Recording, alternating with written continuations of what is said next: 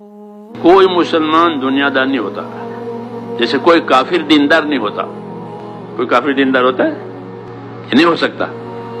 ایسے کوئی مسلمان دنیا دار کہ دنیا دار نہیں ہو سکتا۔ مسلمان دنیا دار نہیں ہوتا، اس کو اللہ نے اسلام دیا ہے، دین دیا ہے، وہ دیندار ہے۔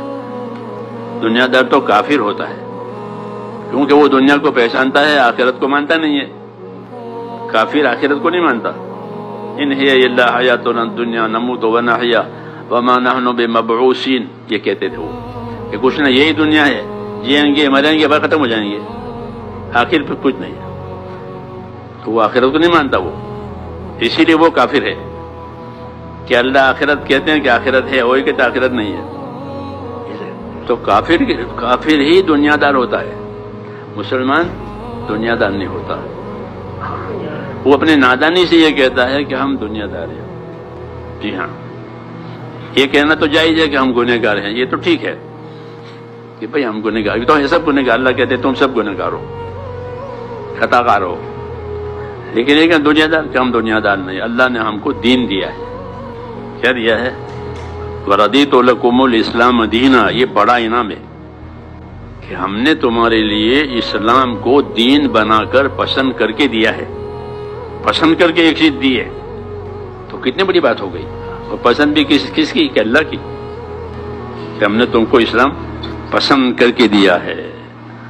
تو کتنا بڑا احسان ہے، کتنی بڑی عزت ہے کہ ہمارے لیے ایک چیز اللہ پسند کرے، اور اس مقابلے میں دین کا کام چھوٹ جانے، دین کی باتیں چھوٹ جاوے، تو یہ کتنا بڑا نقصان ہے۔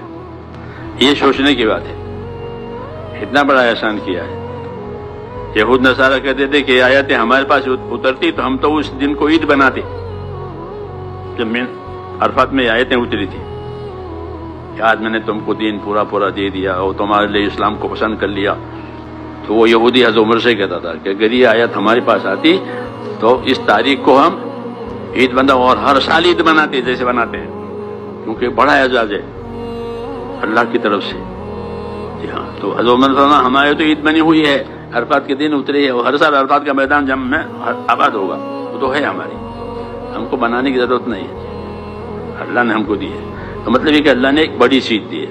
اس لیے میرے بھائیوں، ہمارے پاس ایک تو اپنے دین کی قدر ہونی چاہیے کہ ہم کو اللہ نے دین دیا ہے، اس کو سوچا کریں کہ اللہ نے ہم کو دین دیا ہے۔ جب دین دیا ہے تو دین کا کیا تقاضا ہے؟ تو دین کا تقاضا اطاعت ہوتا ہے۔ کیا ہوتا ہے؟ کہ اللہ نے دین دیا ہے تو اطاعت کرو۔ یہی مقصد ہے نبیوں کے آنے کا، کہ نبی کیوں آتے ہیں؟ کہ دنیا میں اللہ کی اطاعت قائم کرانے کے لیے آتے ہیں۔ وَمَا أَرْسَلْنَا مِن رَّسُولٍ إِلَّا لِيُطَاعَ بِإِذْنِ اللَّهِ، کہ جب کبھی کوئی رسول زمین پر آیا ہے تو وہ اس لیے آیا ہے تاکہ اللہ کی اطاعت قائم کرے، اور کوئی مقصد رسول کا نہیں ہوتا اپنی حکومت کرنی ہوتی ہے، اپنی تجارت کچھ نہیں، اللہ کی اطاعت اللہ کے بندوں میں آ جاوے۔ اس لیے وہ ایمان کا کلمہ لے کر آتے ہیں اور اطاعت کی دعوت دیتے ہیں کہ اللہ پر ایمان لاؤ، اور ایمان کا تقاضا اطاعت ہے۔